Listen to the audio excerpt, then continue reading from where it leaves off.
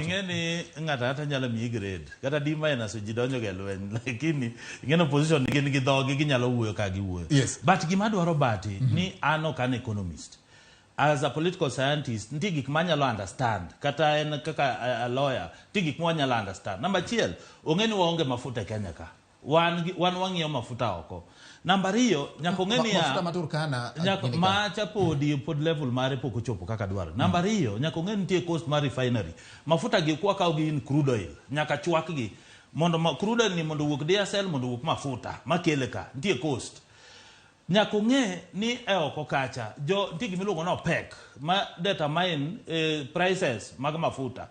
Koro ka government no se wuok mowacho ni ma en gimiluongo ni global issue phenomenon ma ochando jo piny mangima. Kendo nyalo mi example mago facts. Kidhi Uganda mafuta price mar petrol mar Uganda en 197.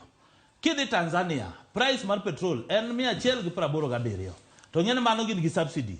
Kidhi Zambia, Rwanda, en 199.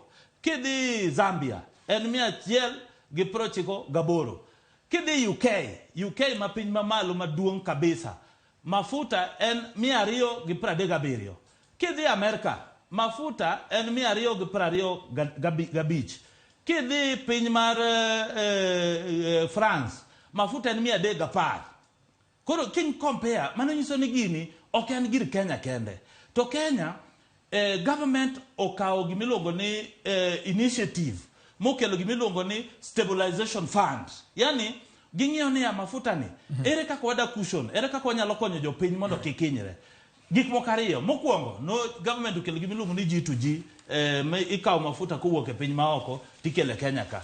Gimomiyo ni kelo G2G mar supply mar fuel mondo gol mafuta kawuok oko, ne gidwa chief gik moko ariyo. Number 1, ne gidwa reduce pressure mar dollar gi shilling. Nikech nwatiyo gi dola milion 500 mane wanyiewo go petrol iga ka iga. Koro dola 500 ni nwacho ni wada nyiewo fuel gi Kenya shillings. Kech king'iyo reserve mar dollar mar Kenya ka iyudo ka the pressure mar ilungo oil marketers ne nyiewo mafuta gi dollars. Koro no stabilize mano. Number 2, store nwang'yo ni wadang'yo ni mafuta ni store, wan gi store manyiso ni mafuta ok nyal rume Kenya ka. Inyalo ndalo Jubilee ni yudo ka ji oriede petrol, mafuta ne onge, eri bei obed malo lakini mafuta nitie.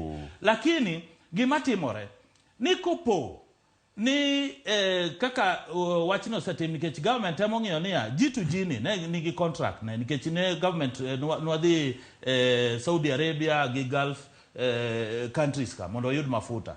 Lakini wasepimo ni G2G ni ka okoti to wadhi duoko gimiluongo ni open supplier system. Mokoro dhi miyo oil marketers ba mondo kel mafuta. Nikech wan gima wadwa no team mondo wakony jopiny. Number 2, sani okonego beno kango encourage mondo ji oti gi mafuta tar. It's even more expensive. Gas waduoko piny. Ji onego beni sani koro tiyo gi gas. Gin kaka jo Azimio gi supply ne ji gas mondo ji wen tiyo gi mafuta. Alright. Number 2, Noa yao gimoro ka miluongo ni green energy. Mokoro wadwa ni okel pikipiki michajo, geche michajo. Sani weche ma climate nikech wang'iyo ka kech ok wakuny waonge kuomwa kunye mafuta Kenya ka. Koro ng'eni watiyo gi pesa mang'eny mar golo mafuta oko. Koro mano gima okango nyaka. Okay. Omullo an gi pinja